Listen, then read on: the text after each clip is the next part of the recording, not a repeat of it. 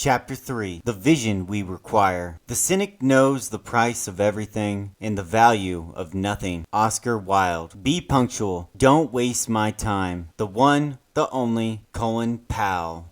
It is impossible to live without failing at something, unless you live so cautiously that you might as well not lived at all, in which case you fail by default. J.K. Rowling. The value is the life fulfilled. We live in a chaotic world, and there is plenty of dark intent. Yet, this gives us an opportunity to be the light. The question is, how diligently will we work to be the role model? How much focus and effort will we bring to our days to assist others? How many bold challenges will we share to help others rise? Ask yourself, can you demand it necessary to make the world better? You need to start thinking about specific steps to take within the next 3 months to further your development. A vision for your life will be beneficial in doing this. Once you start learning how to change your life habits, you will likely reach a new conclusion. People avoid creating a vision for their lives because they believe the action is worthless and in many cases hopeless. Even when people write down and create a vision, many do not make it part of everything they do, and thus inevitably never reach their highest aspirations. You must make it part of your daily actions. Too many people think, why make a vision if there is no way to accomplish it anyway? I have cried myself to sleep thinking about the lives wasted. Sometimes I go to the cemetery to remember what I need to do. I cannot help but being depressed by someone who feels they have no way out anymore. A vision for your life will change this. Even if you are in the streets, in prison, injured, or feel ruined in life this far, the fight is not over for you. It is not some dark magic that will change your life. It is your belief in your vision.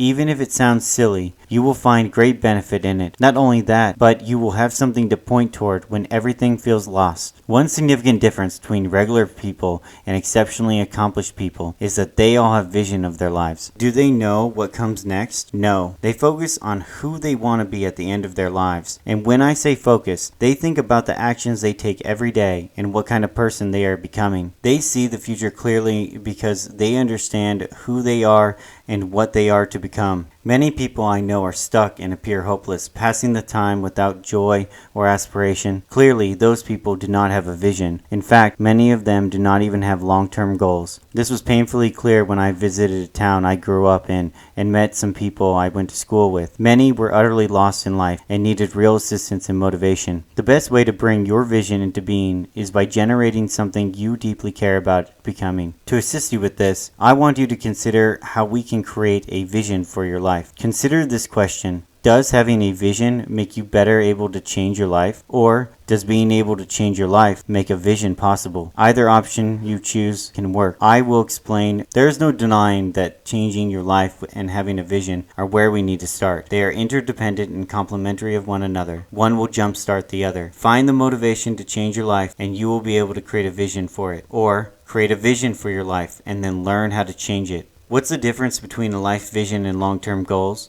Goals are individual experiences and accomplishments you strive for. A vision is the bigger picture. Your life's vision defines who you want to be, what you want to be known for, and the set of experiences and accomplishments you aim for. Your vision helps define the goals by giving you a framework to evaluate those goals. Plan to do a vision for your life and complete 2, 5, and 10-year plans. To do this, you must outline the specific action steps along the way you will need to take to achieve each individual goal that builds upon your vision. It takes research to find the best path. For example, maybe you need to plan to study a skill you need in the modern world, like coding. This will further your development because it will enable you to take the necessary steps required to improve. Putting it on the calendar makes it real and holds you accountable. Goals need to be on the calendar. If the goals are not on the calendar, they might as well not exist. This is because there is not a deadline. You need to give yourself deadlines. You need to focus on what pivotal things you will need to improve on the most to bring your best self to the world. And, very importantly, you will need to identify those things before beginning to improve on a specific skill. Mapping out short-term goals that build for the long term is not suggested.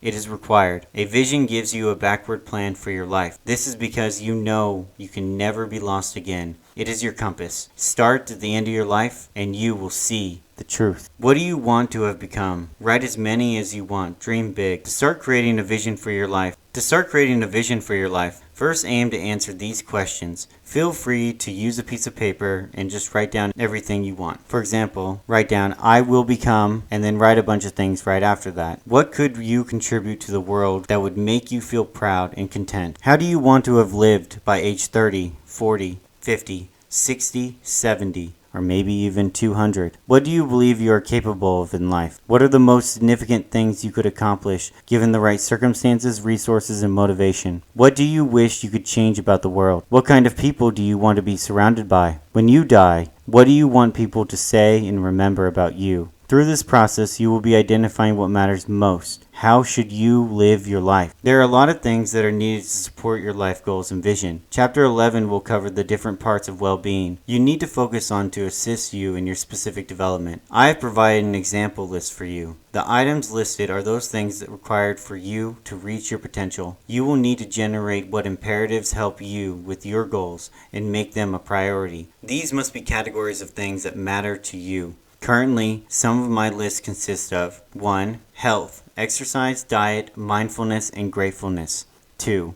Ability, skills, knowledge, and character. 3. Relationships, developing relationships. 4. Time, using what time I have wisely. 5. Wealth, creating more worth for the world. 6. Leadership, lead by example and be a man of great character. Nothing above is set in stone, just my priorities right now to support my goals and vision. I look at this list every 3 months and consider updates. You will need a statement that describes your ideal life to help you remember. We need this so that we can always go back to our vision when our life gets upended. Life is not a rush. Slow down and think about what really matters. You will know what you need. Furthermore, this statement should be an overall description of how you want your life to become. Whether or not your plans and actions work all the time is not the point. The point is growth. Failure is inevitable. Use your vision as a map. A statement of your ideal life can be anything you wish it to be. I will read mine, but it truly can be anything you are striving for and what you want, or how you want to live. It is all up to you. Feel free to write it down wherever you want. My life vision is this. My vision is to produce something so necessary and beautiful that it contributes to the betterment of humankind. Lastly, building a system of habits for yourself will allow you to accomplish short-term and long-term goals and then achieve the vision you set. Determine an action plan that can be reevaluated every 6 weeks to support your short-term goals. A 6-week training calendar is a great organizational tool because it allows you to review how you are doing on your improvement at the halfway point, the halfway being 3 months. Setting yourself up like this gives you time required to slowly remove the negatives out of your life and space to bring in the ones you need and want. Resetting yourself is no small feat, and doing it overnight almost always leads to failure. Every 6 weeks, you can analyze objectively where you need to head in the coming weeks. You will also have time to check how you're doing day to day if you decide to score yourself from 1 to 5. Doing so can help you see problems you are unaware of. I grade myself from 1 to 5 each day and add up the average of the week to see if I'm hitting the mark. This makes you feel great about your progress. When you are not doing well, you can see it. When you see it, you can fix it. Habits, building value and principles. The principles and values imbued into each Army officer are the building blocks for making the right decision at the right time, both on and off the battlefield. Honor, courage, and commitment. The core values define how every officer will think, act, and fight. Habits will help you build values and principles. We cannot just do things the way we have always done them, expecting a new result. To be successful, you need to identify the habits you want to replace the bad habits one at a time. If you try to rid yourself of all of them, you will likely fail, unless you have a great support system. Adapt and overcome. Whatever scenario you find yourself in today, nothing goes as planned. I repeat, nothing goes as planned. Many people out there think they know the right way to live, but when you peek inside their house, it's as if a wrecking ball hit it.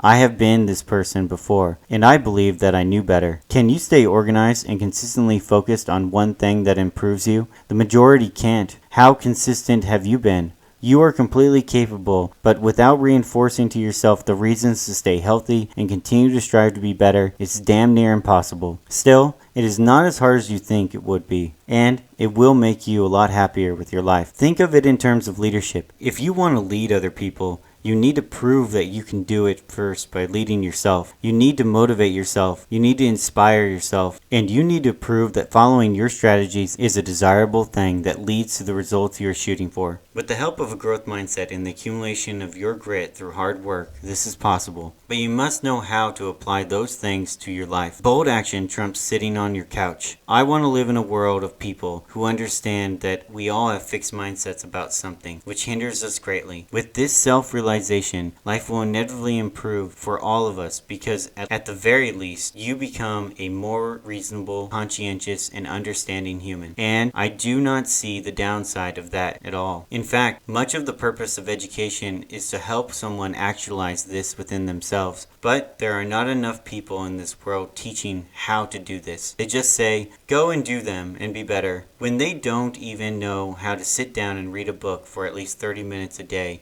to make their brain function better. Best of all, when you start really building habits for yourself to be better, your capability will grow, and you will be able to obtain the kind of freedom you have not yet imagined. This can take years and even decades. The real reason you can and will do this is that growth is exponential, not linear. A single step linearly is just one step. Thankfully, we are living in an exponential life. If you are struggling, it is most likely because of yourself. Even the tiniest amount of self-awareness will show you the overwhelming reason why you and many others are not doing well is because of yourself. Many problems exist in this world: business, the bathroom, the highways, and politics. And I am not saying that they don't affect your life. Yes, they do. But when you look at yourself and see that you waste hours and hours of the day, you should be sickened by the laziness you have succumbed to. You could spend those hours working and living healthier, going to the gym, calling your mom, volunteering to pick up trash. Do these things. They make a difference. Having a passion requires a vision.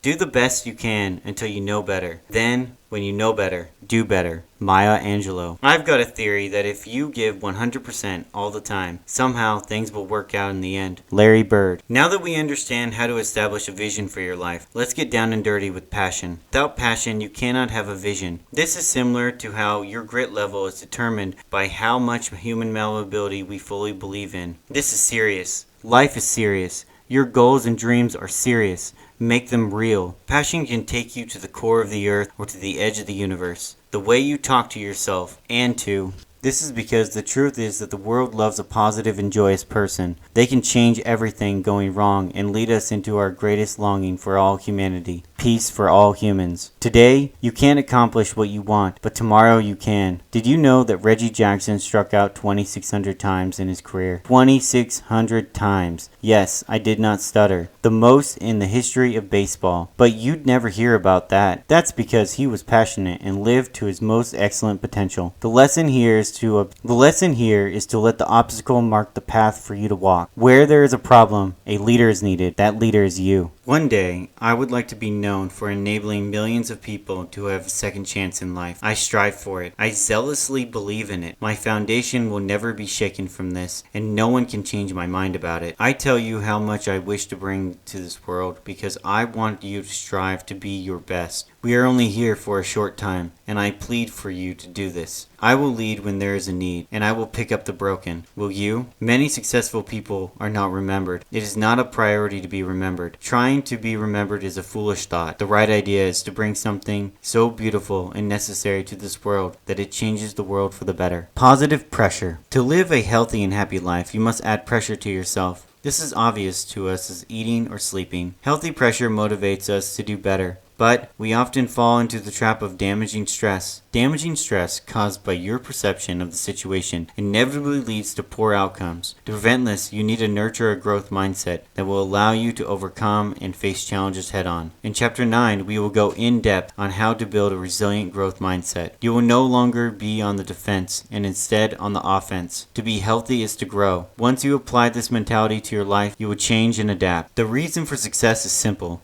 Successful people and leaders did what they were passionate about. But being known for being great at something is not success. In fact, success is doing what you are passionate about and living a life worth striving for. There is no passion in living a life where you do not seek what you want. If you do not try, you are failing. Believe in yourself, go off the beaten path, make enemies and new friends, live a full life and go all out. See the goal you want, pressure yourself to achieve it. No one else will, and understand that some people will not like what you want. Still, others will admire you for it. Life will never be easier. Every day is hard for everyone. Nelson Mandela said, quote, "There is no passion to be found playing small and settling for a life that is less than the ones capable of living." Let's do that. Stop the excuses. I am sick of it. Quit giving yourself excuses. I do not understand why your husband told you not to do it. I do not understand your best friend thinks you will fail. I only know that it's your dream and not theirs, and they can go shove it. Stop listening to these people. They are holding you back. Defying the voices that put your dreams down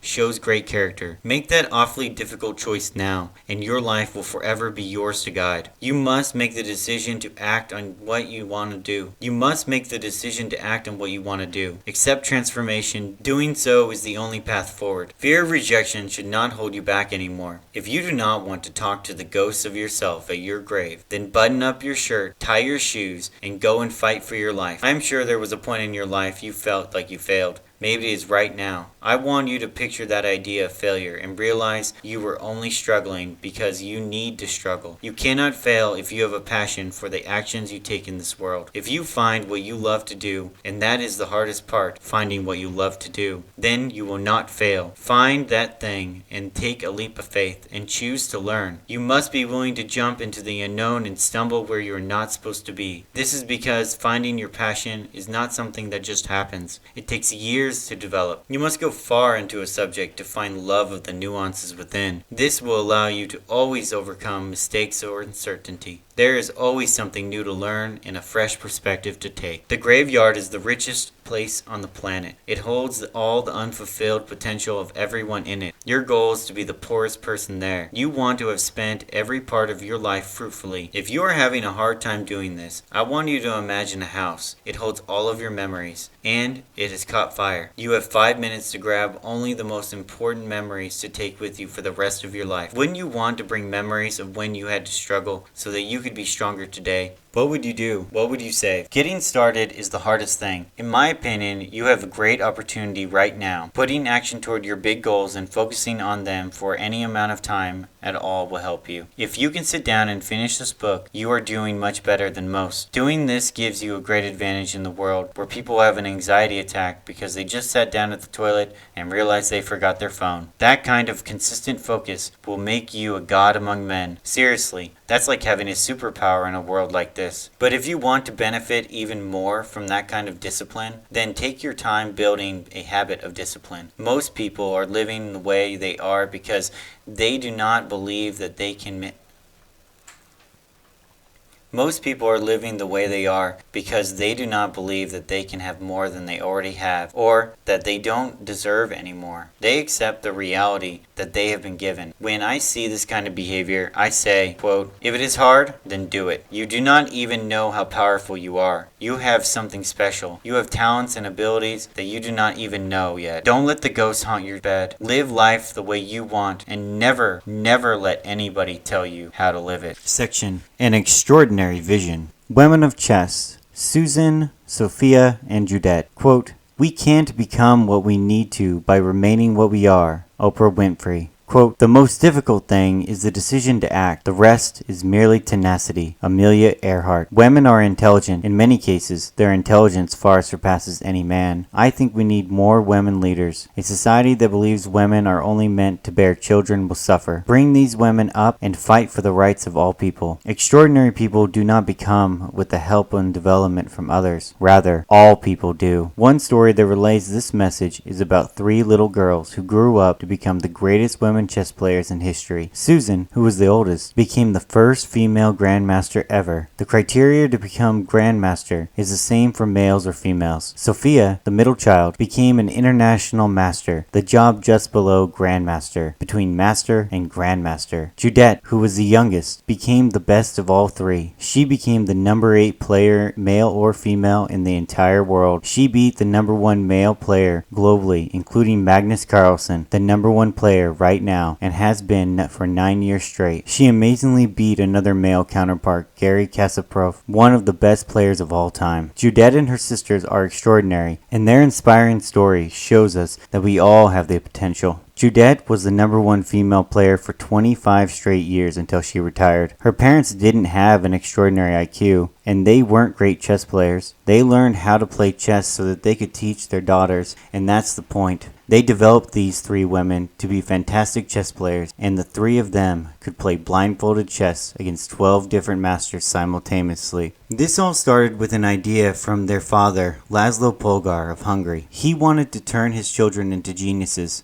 In his book, he states, quote, "I see before me a person who is sacrificial, honest, and courageous, a good person, and a family member, not egotistical, but empathetic and good-hearted, who feels responsibility, is attentive, and is capable of keeping secrets, who does not misuse their power, does not gossip, and can master their ambition, who is just, demands quality, an internationalist, and not envious, who generally behaves in a friendly way and does not judge others easily, who is persistent, has initiative, conscientious of duty, critical, self-critical, and conscientious, who relates well to learning or ignorance, and who is capable of self-education or self-perfection, who has self-control, who is sincere and strives for freedom for themselves and others, whose ethics are at a similarly high level, who is modest, able to love others, who is solidarity, tolerance, and politeness, has a healthy competitiveness, is helpful, peaceful, and well-intentioned, who shows respect to those in merit. This kind of person is an exemplary moral authority. Whoever has in themselves all of those qualities above to a high level is a moral genius, even if they never become a hero, and even if those around them never consider them to be one." End quote. He came up with the idea for his children while studying geniuses of history. In his undergraduate, he studied the biographies of 400 people considered by society to be geniuses. Each of them were the most fantastic thinkers of their time. Based on this evidence, he concluded that every prodigy child started their expertise learning at a very young age. He therefore came to believe that he could take any healthy newborn and grow them to be a genius. He thought society's belief about geniuses was ridiculous. He proclaimed to the world genius was made, not something that was fixed and born in people. Later, he wrote a book about his hypothesis called Bring Up Genius. To start his experiment, he went looking for a woman. When he met a woman named Clara, who lived in Ukraine, he fell in love. He explained to her that he wanted to take healthy newborns and grow them to become geniuses. She became excited about the idea and immediately moved to Budapest. They married and had the 3 extraordinary kids I just discussed. But why did they choose chess? There was a very strict fixed mindset about chess, and they wanted to prove it wrong. In particular, there was a fixed mindset about women in chess. This is because there had never been a grandmaster female chess player before. They improved teaching methods and gave these children the best resources they could afford in their upbringing, pushing their limits of their minds by even utilizing the difficult task of playing blindfolded chess. What was even better about chess was that there was an objective standard to measure them against. No one could deny a victory if they did it. When they play in tournaments with an objective ranking, no one can deny their intelligence. This made me think about asking something different. What about asking the question, can anybody become a great chess player? Or do these people need something different in their mind to be a great chess player? The questions I had made me dig deeper about how they learned chess. It was really intriguing how they all played blindfolded chess, which is you play a whole game of chess without looking at the board. You keep all the pieces of both players in your mind. Even more impressive, these girls played several games of blindfolded chess at a time. Judette once played 15 games of blindfolded chess and won them all. Let us all believe in this kind of extraordinary feat. We all could become something we could not imagine by pushing ourselves farther than we think we can go. It's not that you can become anything. That would be foolish thinking. But it is not the case that you are incapable of achieving your potential. You can. Mini exercise. Make your vision and put your goals on the calendar. Make deadlines for yourself and work as hard as you can to fulfill them one step at a time. Attempt grading yourself 1 to 5 daily or at least weekly. Finally, in 6 weeks, come back and see how much you have done toward your big goals. Change things that are not working. Bring the fire.